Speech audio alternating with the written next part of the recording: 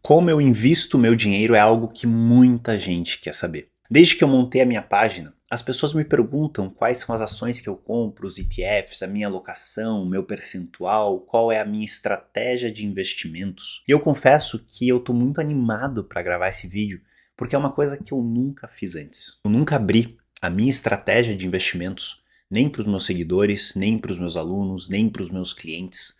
É algo que nem mesmo a Gabi, minha esposa, sabe nos detalhes porque ela não tem interesse, ela nunca me perguntou, ela nunca quis saber. É óbvio que eu mantenho ela atualizada dos nossos investimentos, mas não no nível de detalhes que eu vou trazer aqui para vocês hoje. Para ser bem transparente e não decepcionar quem chegou aqui só para garantir algumas dicas de investimentos, eu não falarei de nenhum ativo individual específico. Então, se você clicou aqui nesse vídeo e ao invés de querer aprender como estruturar uma estratégia de qualidade com alguém especialista que já geriu mais de 5 bilhões de reais em investimentos internacionais e você só quer uma diquinha de qual posição comprar e qual percentual comprar, pode parar esse vídeo aqui porque ele não é para você. Ele é para aqueles que querem entender o pensamento e o racional por trás de uma estratégia de extrema qualidade de investimentos globais. E eu opto por não mostrar essas posições individuais, não porque eu não posso, não porque eu não possa fazer recomendações aqui na internet, afinal eu tenho as licenças necessárias para essas recomendações e para cobrar por essas recomendações. Eu não trago essas posições individuais e os ETFs e ações que eu tenho na minha carteira, porque eu acredito que isso é muito mais prejudicial do que benéfico para você que está me assistindo. Eu poderia muito bem abrir minha carteira 100% e falar, ó, eu tenho 6% nisso, 12% nisso, 3% nisso, e dá para vocês copiarem. Só que isso prejudicaria tanta, mas tanta gente, que eu até sinto raiva de quem faz isso. Afinal, ninguém tem o mesmo perfil do que qualquer outro investidor. Você me assistindo aqui não tem a minha renda. Pode ser que tenha uma renda maior ou menor. Mesmo que tenha uma renda igual, você não tem a mesma estrutura familiar, o mesmo tipo de emprego, o mesmo tipo de fonte de renda, a mesma variabilidade, você não tem a mesma experiência que eu tenho, o mesmo conhecimento que eu tenho, o mesmo estômago, a mesma confiança em determinados setores e estratégias. Enfim, cada investidor é único. Por isso que não existem carteiras recomendadas que façam sentido. Eu vejo a rodo por aí cursos e posts e análises dando carteiras para vocês, recomendando posições, dizendo compre isso, venda isso, e tudo isso não passa de uma grande balela. Uma estratégia de investimentos de qualidade é construída partindo do princípio individual de cada investidor. Seu histórico, seu prazo, seu estômago, seu perfil, seu trabalho, o risco dele, a variabilidade, sua conjuntura familiar. Como é que uma estratégia feita de forma genérica para todos, ou então uma estratégia específica minha, servirá para todos os investidores, servirá para você que está aqui me assistindo. Então, dito isso e colocando isso bem claro aqui para vocês, eu vou trazer a minha estratégia e o racional dela. Segunda-feira, dia 22 de janeiro, às 20 horas de Brasília, aqui no YouTube, a gente vai se encontrar ao vivo, onde eu vou ensinar vocês a construir essa estratégia baseando no que vocês têm, baseando nos fatores individuais de cada um de vocês. Então, se eu fosse vocês, e se vocês gostarem do que eu vou falar daqui para frente, eu não perderia esse nosso encontro de amanhã. E outra coisa que eu queria falar sobre isso de copiar carteiras e carteiras recomendadas e copiar posições que você vê na internet, tem um ditado muito famoso aqui nos Estados Unidos que chama Where the rubber meets the road. Em português seria aonde o pneu do carro encosta no asfalto. E eu falo em muito detalhe sobre esse ditado e sobre os ensinamentos por trás dele, como investir melhor a partir dele no módulo 2 do Autonomia. Mas trazendo aqui para vocês o resumo desse ensinamento, ele diz o seguinte: de nada adianta você ter uma estratégia perfeita, as melhores ações, os melhores ETFs, uma alocação ideal, de nada adianta você ter a carteira teoricamente perfeita, se você não tem um comportamento adequado, se você não confia naquela estratégia, se você não sabe o porquê cada peça daquela estratégia está lá.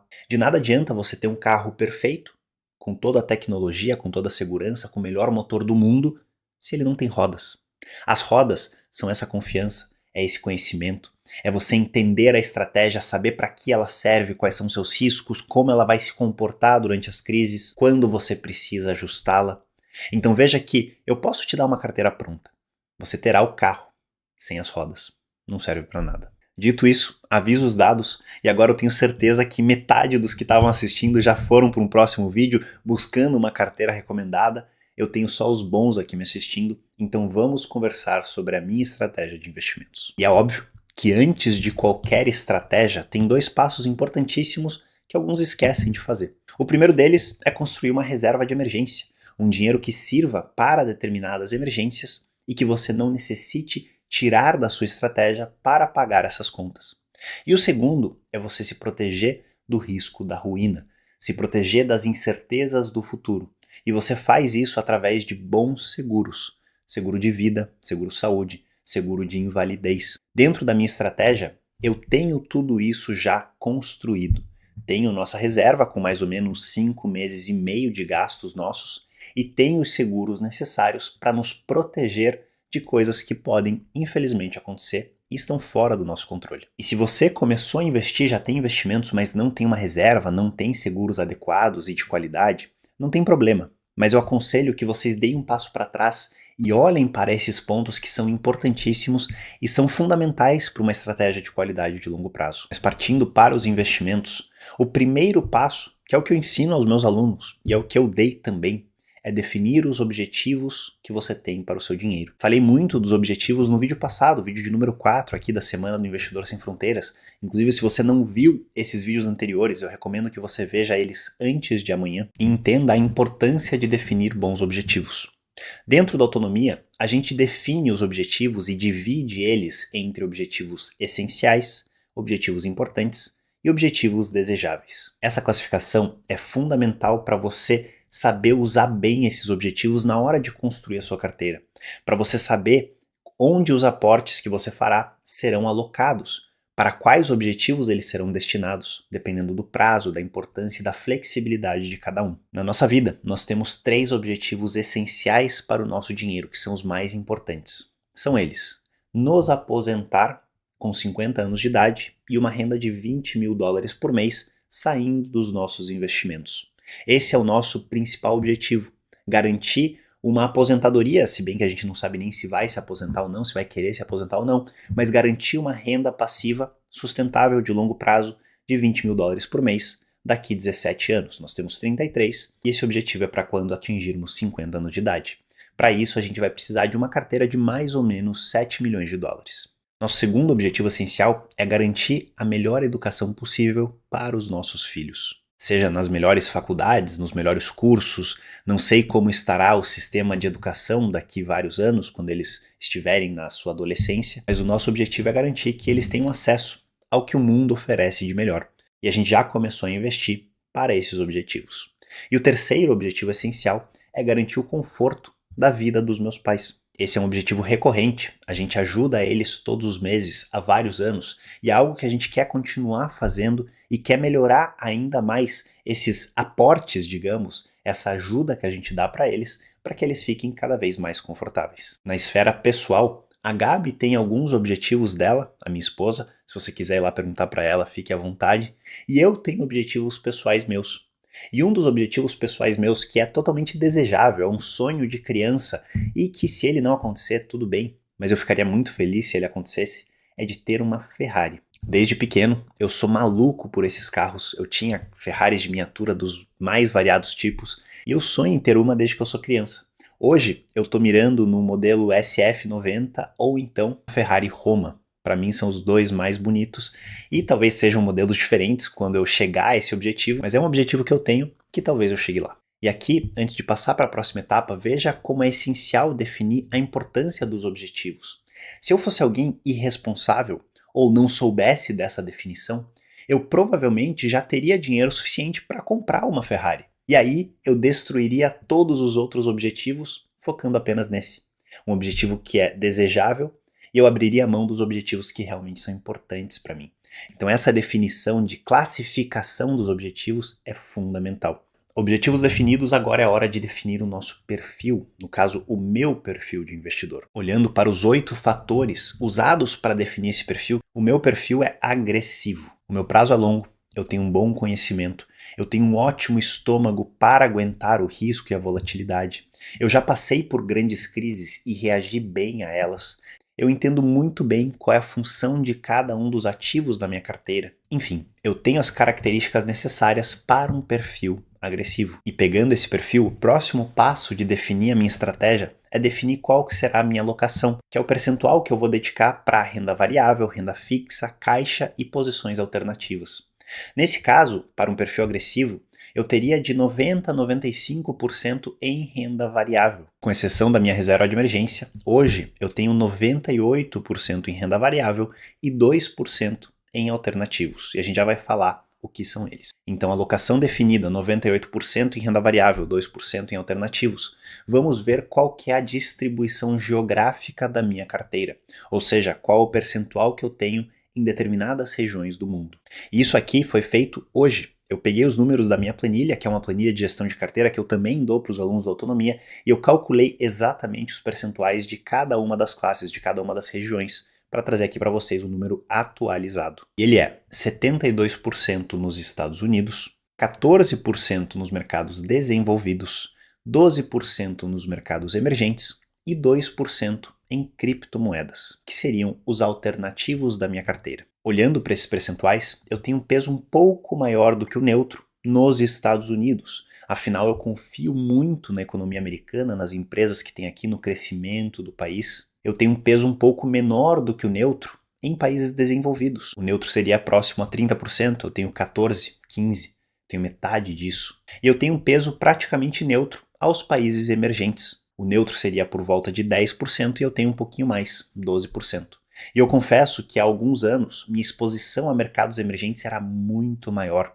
Não somente ao Brasil, mas à China, à Índia, à Indonésia, a outros países emergentes. E com o passar do tempo, com a minha maturidade, digamos, como investidor, eu fui não reduzindo esses percentuais, mas destinando novos aportes a outras regiões do mundo que me trazem mais tranquilidade. Fora essas 3 regiões, eu tenho esses 2% em criptoativos como uma parcela especulativa da minha carteira.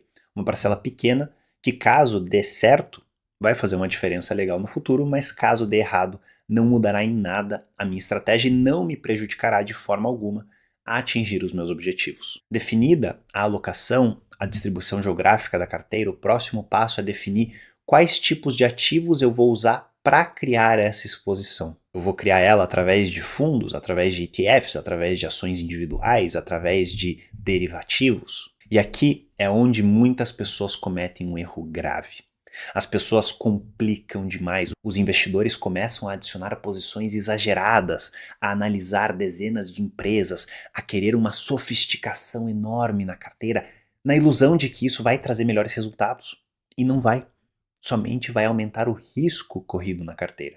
Um risco muitas vezes não recompensado. Então, nessa etapa, depois de definir sua alocação, sua distribuição geográfica, ao definir os ativos, busque simplicidade. Além de economizar muito tempo, muito estresse, você provavelmente terá um resultado ajustado ao risco muito melhor do que você teria numa carteira mais complexa. Para a minha carteira hoje, eu tenho 45% dela em ETFs amplos, passivos e neutros, 35% em ETFs regionais e setoriais e por volta de 20% da carteira em stock picking.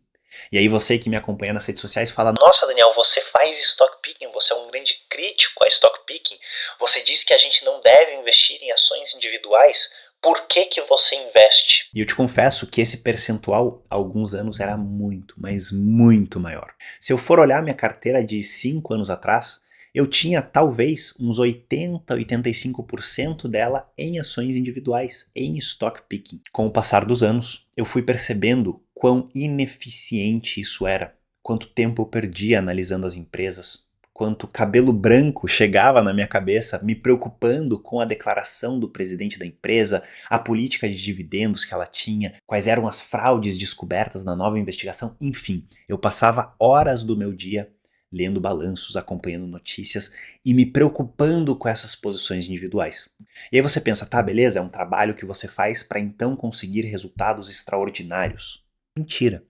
O seu resultado, muito provavelmente, ao escolher ações individuais, será pior do que uma carteira simples, eficiente e passiva. Então eu cheguei a essa conclusão há poucos anos e eu comecei a mudar a minha estratégia, a reduzir drasticamente o percentual em posições individuais, de 80% para 20% da minha carteira. Para vocês terem uma ideia, a última posição individual que eu adicionei na minha carteira foi em 2021, 1% da carteira em uma empresa francesa. Desde então, eu nunca mais adicionei novas posições e eu simplesmente rebalancei as posições existentes. Falando dos fatores que compõem por volta de 35% da minha carteira, eu tenho 15% em um dos fatores favoritos, que é o Small Cap Value, ou seja, empresas pequenas que são, de acordo com o múltiplo de preços, mais baratas do que os seus pares. Olhando para uma posição neutra, seria mais ou menos 2% da carteira. Eu tenho 15% porque eu confio muito nessa estratégia e eu acredito que ela vai me trazer melhores resultados no longo prazo. Um outro fator que eu gosto bastante é o fator qualidade, que na realidade não é bem um fator, mas é uma soma de outros dois fatores descobertos por Fama e French na década passada. O fator qualidade olha para a qualidade de investimentos da empresa, nível de endividamento, qual que é a capacidade de gerar lucros nas operações da empresa, e eu tenho por volta de outros 15% com esse foco também. Os outros 5% dessa parcela dos 35% focadas em fatores, setores e estratégias estão em alguns stock pickings e setores da economia. Alguns subsetores que eu gosto bastante são semicondutores, biotecnologia e tecnologia em geral e comunicação. Leia-se, ou escute-se no caso, redes sociais. Estratégia montada, alocação definida, distribuição geográfica também definida, ativos escolhidos, o próximo passo é definir os aportes. Para me ajudar a definir onde eu vou investir o meu dinheiro cada mês, eu tenho a minha planilha de gestão de carteira, onde eu tenho todos esses ativos, os percentuais ideais, a flutuação deles em tempo real atualizada pelo Google Finance, e toda vez que eu faço um aporte, a planilha me diz, você tem que investir 1.200 nesse ativo, 700 nesse, 500 nesse, 300 nesse e 100 nesse.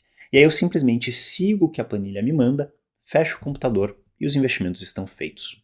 Essa planilha é disponibilizada aos alunos da Autonomia e eles acabam montando uma estratégia dentro da planilha que toma no máximo 10 minutos por mês para que eles façam os investimentos. Eu uso essa planilha há mais ou menos uns 6 anos e com o tempo ela foi se aperfeiçoando, até que eu contratei um profissional em planilhas que construiu ela com várias fórmulas, gráficos, projeções e históricos que ajudam muito o investidor tanto a declarar o seu imposto de renda, a saber se ele está seguindo a estratégia e a ver o tamanho do seu patrimônio e a evolução dele com o tempo. Já sobre a definição do tamanho dos aportes, essa é outra dúvida que muita gente tem, né?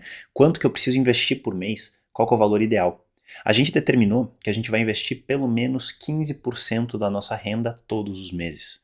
Então, logo nos primeiros dias do mês, eu pego 15% da renda e destino aos meus investimentos. Antes de pagar cartão, antes de pagar qualquer outra conta, a gente já destina esses 15%. Ao longo do mês, como a nossa renda é confortável, digamos, para o nível de vida que a gente gasta muito bem e acaba sobrando bastante, a gente geralmente investe outros 10 ou 15% na nossa estratégia, acelerando ainda mais a conquista dos nossos objetivos. Com tudo isso definido, alocação, estratégia, distribuição geográfica, aportes, qual o nível e tamanho de aportes, a próxima tarefa que a gente tem como investidor é simplesmente aportar, aportar e aportar. Aportes são os investimentos que você faz todos os meses. O Garrincha dos investimentos. Quanto dinheiro você manda para a corretora?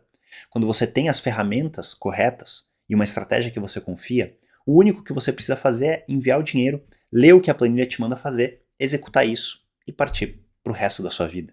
Você não gasta mais tempo acompanhando notícias, relatórios, balanços, você simplesmente segue o que a planilha te manda e você garantirá resultados incríveis de longo prazo. Investir desse jeito, como eu acabei de contar para vocês, é o que eu aprendi durante anos no mercado financeiro, é o que eu faço hoje com o nosso dinheiro, é o que eu ensino aos meus alunos a fazerem e é o que eu quero que você faça também. Carteira enxuta, simples, eficiente, de baixíssimo custo e que vai te trazer um resultado ajustado ao risco excepcional no longo prazo, para que você atinja os seus objetivos da maneira mais rápida possível e principalmente com muita tranquilidade. Quer saber mais como montar essa estratégia para você? Te vejo amanhã, aqui no YouTube às 20 horas de Brasília, para o nosso encontro ao vivo, onde eu vou, além de abrir as vagas para a 11ª turma da Autonomia Financeira, te mostrar como construir essa estratégia baseando-se nas suas características individuais. Se ficou qualquer dúvida, comenta aqui embaixo que eu vou te responder e a gente se vê amanhã.